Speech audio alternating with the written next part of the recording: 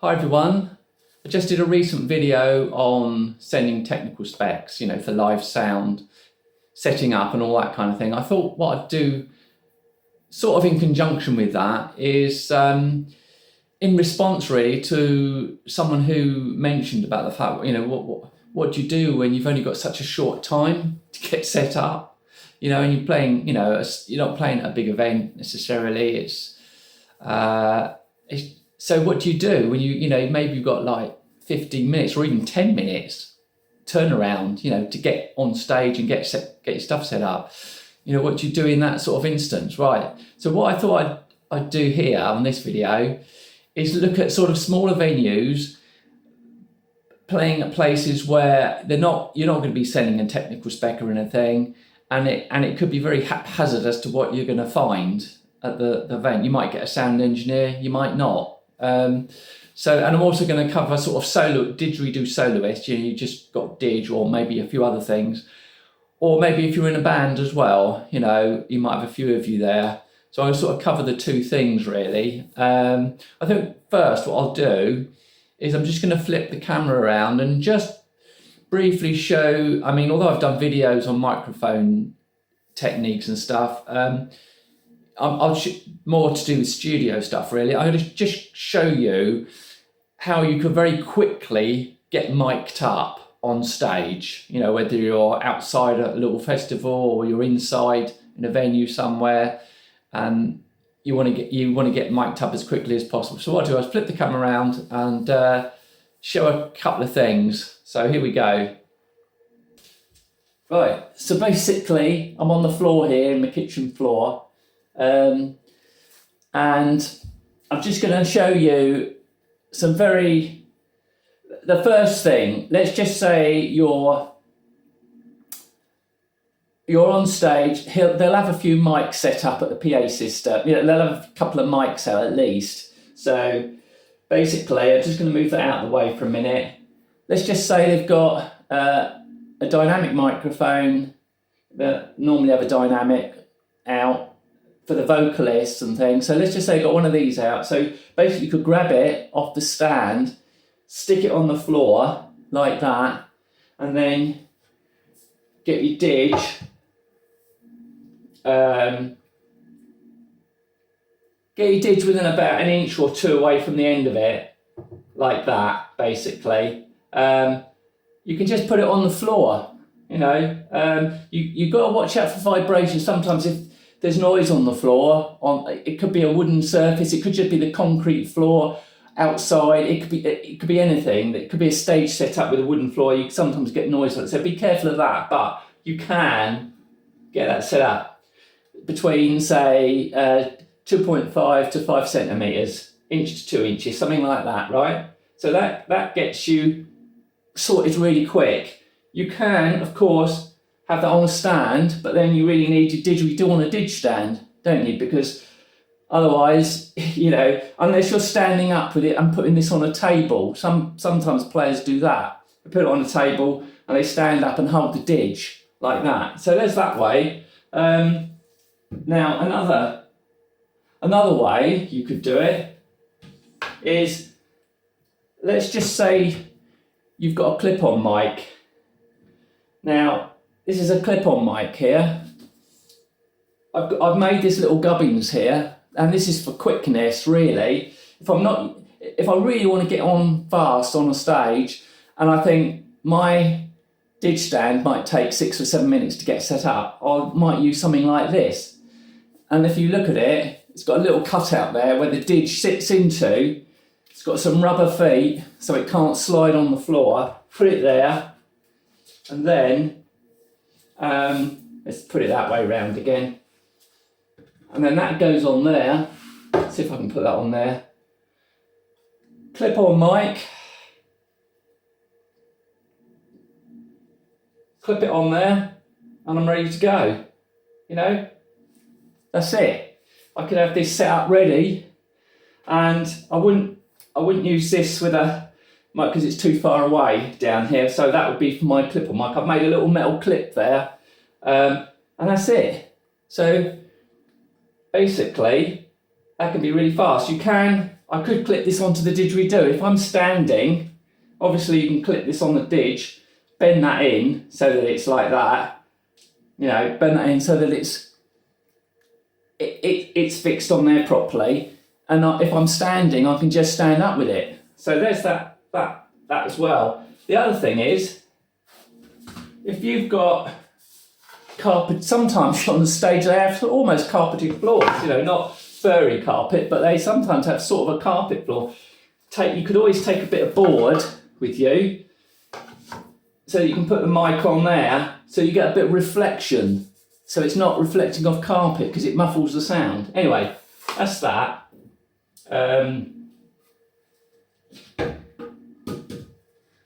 Take that back up now and we'll switch back round. Right, so you can get yourself set up quickly. As I said, you can have the mic on a proper mic stand, you can have it on the floor, just be careful of vibration. There's different ways, but you can get on quickly. That's the thing. Now, if you're a solo didge player and you're just purely playing didgeridoo and nothing else, then it's much easier. Let's just say you've got 10-minute setup. It's easier because you should be able to get a sound check with just pure solo didge. If you've got a didge stand, make sure you can get it set up really fast, and if you can't, you could always make something like I've made, and or just put it on the floor. All right, so there's that. Now, what you can also do is you could, although you're not going to be handing over for small events like that, you don't hand over technical specs, sheets of paper with lots of information on. But what you could do is hand this person doing the sound, I'm just going to call them a sound person because there might not be a sound engineer there. It might just be somebody doing the sound or somebody who owns the PA system doing the sound. So what you could do is hand them a piece of paper and just write down on it, crisp, clear sound, not too boomy, please, So they've got an idea, because if they never heard a didgeridoo, or sometimes people don't realise you've got to roll off a bit of the bass frequencies of didgeridoo sometimes. So that'll help a bit. The other thing you can do is, if you're just a solo didge player and you've got the time, you think you've got 10 minutes, but because you can get on so quick, if you've got a clip-on mic, like I just showed you, this one here, this is clipped on. If you're just clipping it onto the end of the didgeridoo and sort of standing playing, or even if you've got it on a stand, you could still have that on a stand with a clip-on mic, and you can get it off quick. You can get this on your didge and then walk out the front. If you've got a long enough lead, walk out the front of the stage and listen to the sound as the sound person's doing the EQing on it, the volume check and the EQing.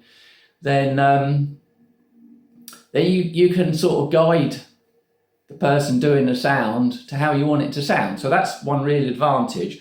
You may or may not have time to do that, but that's just a possibility. I've done that on a few occasions and been useful, because at least I know what I'm getting. That's that. The other thing is, the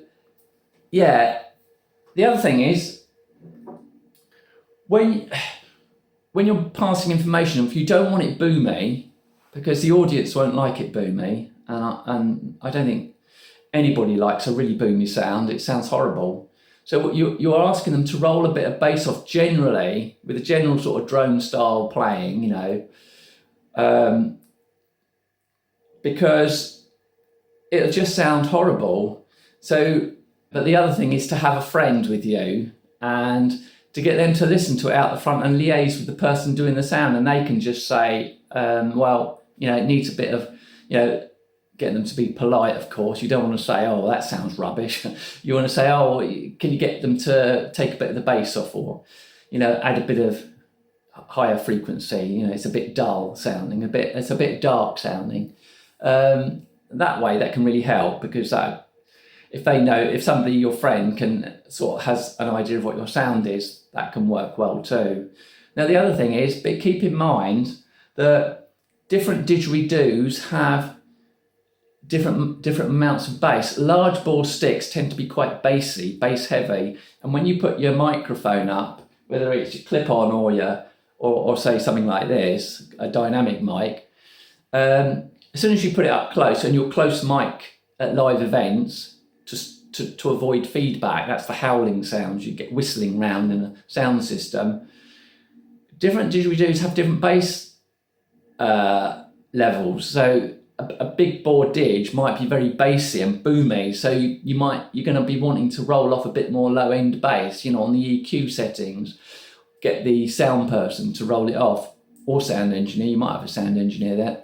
so that's that. Yes, just you can before you go and play, sort of know what stick you're taking to think how boomy it is, and you can say, oh, you might have to roll a bit more bass off. But anyway, you might be able to hear it if you're out the front, or your friend will, so they'll be able to help you adjust it anyway. So keep that in mind. Different sticks have different amounts of bass, and the thinner bore sticks, if they've got a very small end on them, tend to be much less bassy. So you can kind of think of, how it's going to sound from that. And anyway, as I say, it's just on the day, you've just got to get set up, get someone to listen to it, and hope the person doing the sound is going to be doing a good job for you.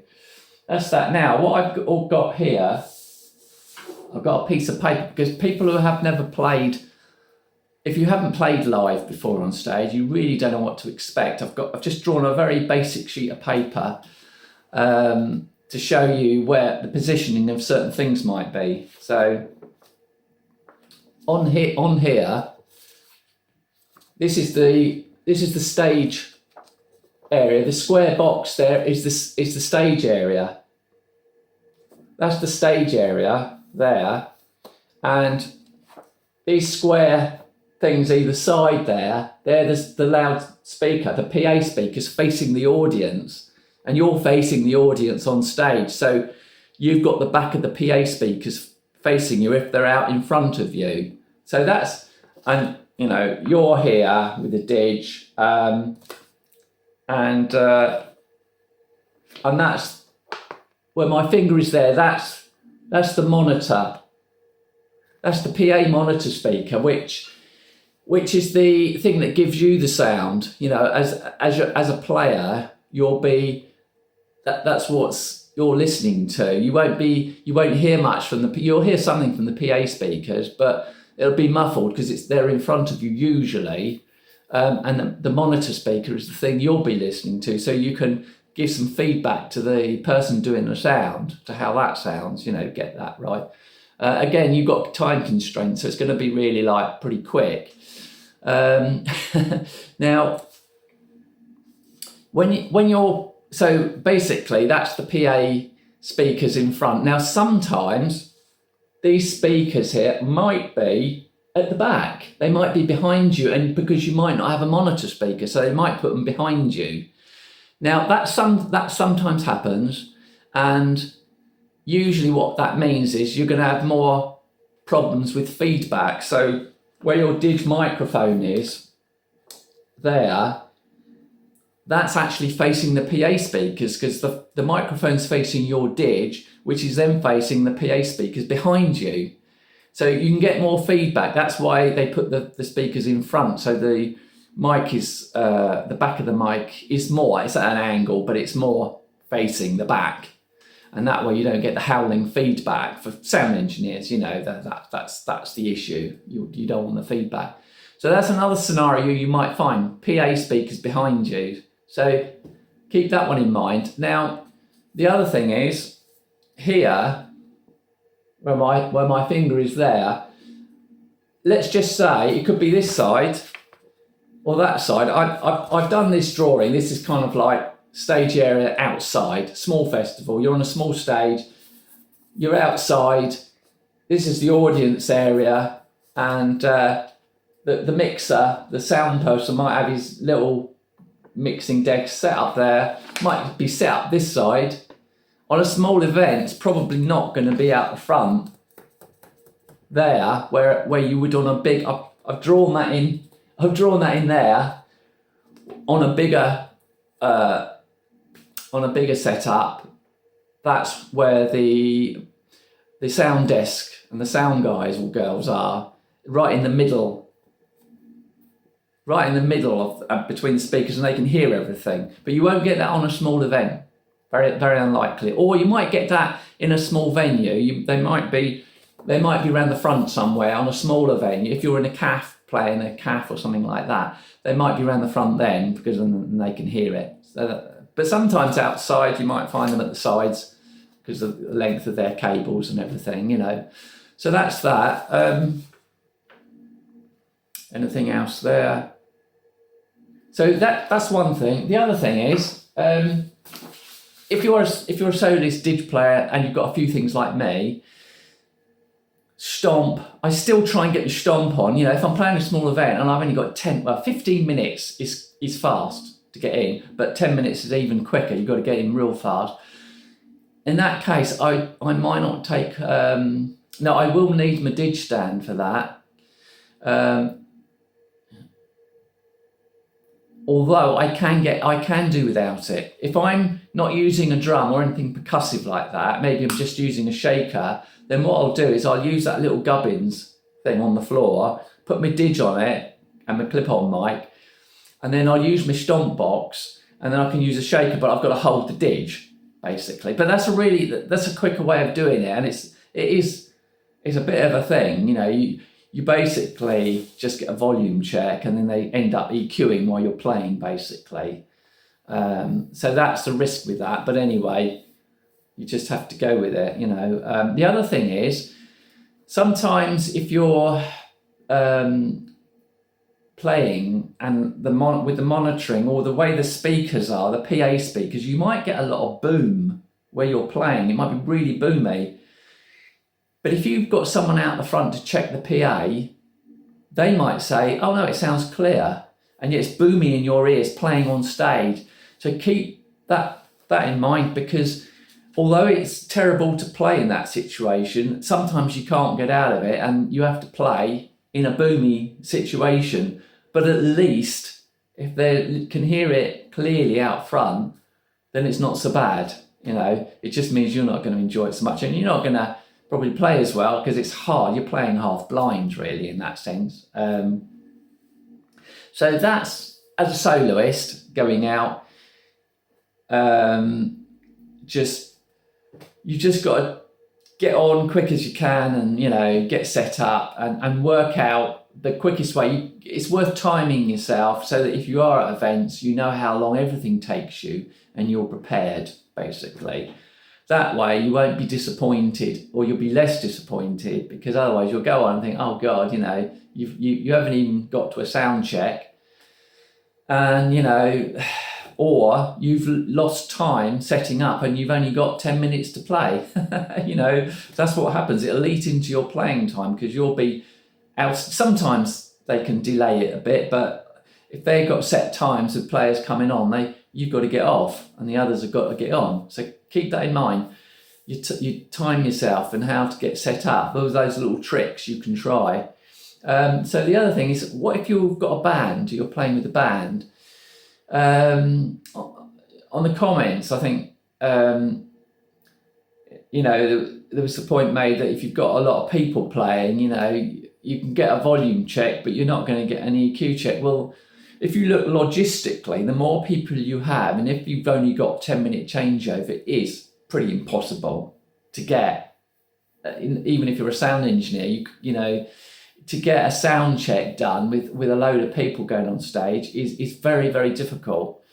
So as a didge player, if there are a few of you, best that you at least take a microphone, because they're not going to have, let's say they might have 3 mics out, but they're not going to have 4. They're not going to have 4 or 5 more mics. You know, it's tricky. So at least take your own microphone, so that if there are a lot of you, they haven't got to supply another mic, because they may not have them. Simple as that. So this is why you've got to, as I say, have some of your own gear. Now the other thing is, if you're playing if you're playing with a lot of other people, you and your band have got to work out how you want the balance of didgeridoo to the other performers. You might have a vocalist there and you might have some drums. If you've got a vocalist and some drums and you didge, if you want to kind of, sometimes bands have the didge in the background, so you've got, but you might not, you might want it more prominent. So work out in your band how you want your sound. If you don't know where you want your sound and you're playing an event, you can't pass any information over. And if there's a lot of you anyway, and you've only got 10 or 15 minutes to get set up, you can't pass a huge amount of information over when you've got a large group of you playing. So you just, it's just difficult when there's a lot of you there and you haven't got much time. You can't give much info. But at least as a didge player, you can at least pass over a bit of info and get, say, I want my sound crisp within the band. Or you want it up front more maybe, or you want it in the background, however you want it. But you as the band have got to sort all these things out first and to know where you want your sound. Because if you do play at a larger event, then that actually becomes more important, because they should be able to get the balance right if you've got longer time to get set up. So that's that. So the other thing is, was there anything else? The other thing is that, so I've just shown on this picture here kind of an outside area, and where your sound guy might be set up, or sound girl might be set up. The other thing is you might be playing in a cafe or a small venue, and it might be a small room, and sometimes some people like to play acoustic. Now there is one issue with just playing purely acoustic with no PA system certainly in a smaller venue, even in a larger venue, because what often happens is if you're playing didge and it's quite boomy or bassy, you'll get around sort of the corners and the wall boundaries and things, you get a lot of bass build. You can get a lot of bass build up and it can sound quite boomy for people listening in the audience. So if you've got a PA system there, again, you mic it up, you can roll some of the bass off, and you can increase some of the increase some of the mid frequencies. It might be 3K, 4K, 5, that kind of frequency. Where you boost it up a bit, and that then means everybody in the room can hear it better, even the people close to the walls, because they get less boom because it's balanced up on the EQ.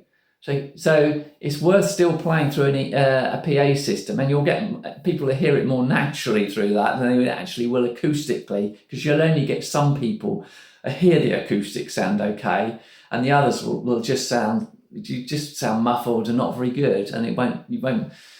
Yeah, it's really hard to hear it without having a PA system. Sometimes it depends on the venue. In rooms you've got acoustics. And acoustic, you have room modes, which the reflection of the sound off the walls, the boundaries, and the bass, particularly the low frequencies, can really make the sound not good. So that's why a little bit of EQing in a small cafe or in a small venue, could be at a festival or sometimes in a small pub, and that will help as well. So again, the EQing wise,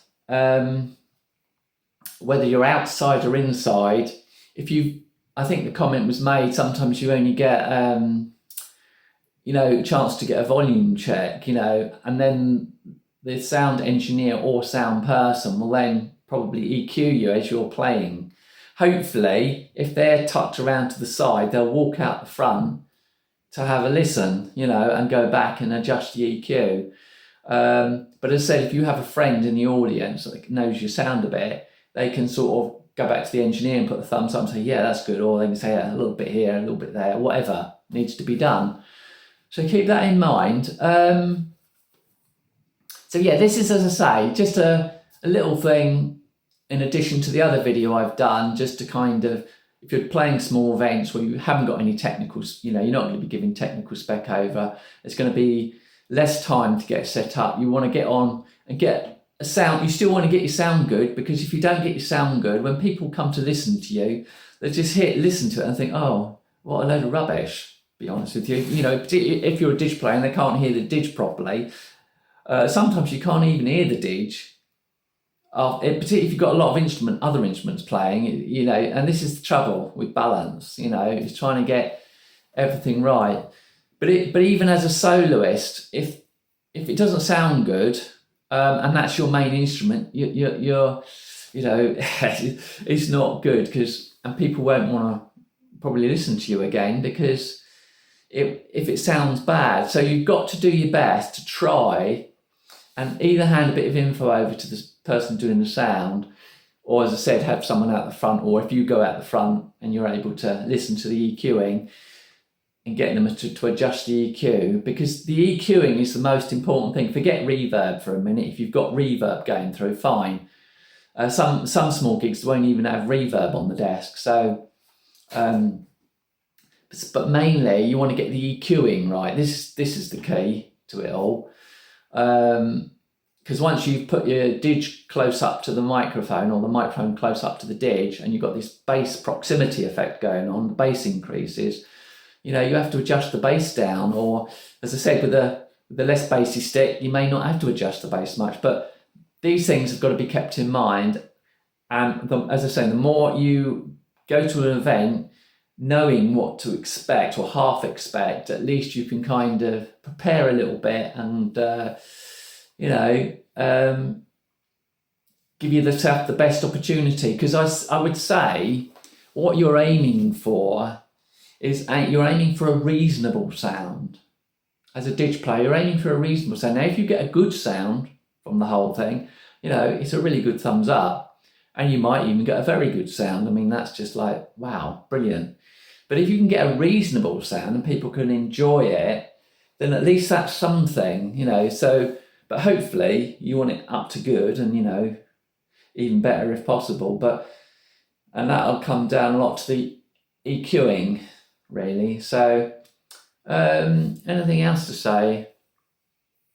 Not really. It's all about getting on and off quickly, you know, get on quickly, and for the other people coming on the changeover, you know, you need to get off fairly quickly as well to let them get on, you know. But it's not easy, as I say, particularly when there's a few of you, it's very difficult. And so one other thing I would say, if you're a soloist didge player or a band with a didge player in, try and borrow a PA system, hire a hall out, or even if you're outside, but hire a hall out or something and practice EQing, so that, because what you could do there is get the mixer set up, get some PA speakers set up, and then you could take your didge out the front, you know, and play your didge while you're listening through it on the PA speakers facing you.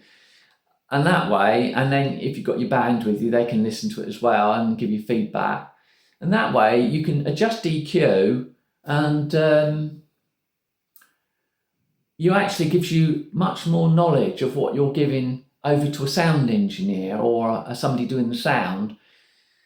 And it gives you more confidence to say what you want to say to them, you know, EQing wise. So anyway, as I say, this is just sort of to complement the other video, and maybe be helpful in a sense of, you know, if you're coming to a smaller gig or a smaller event, you know,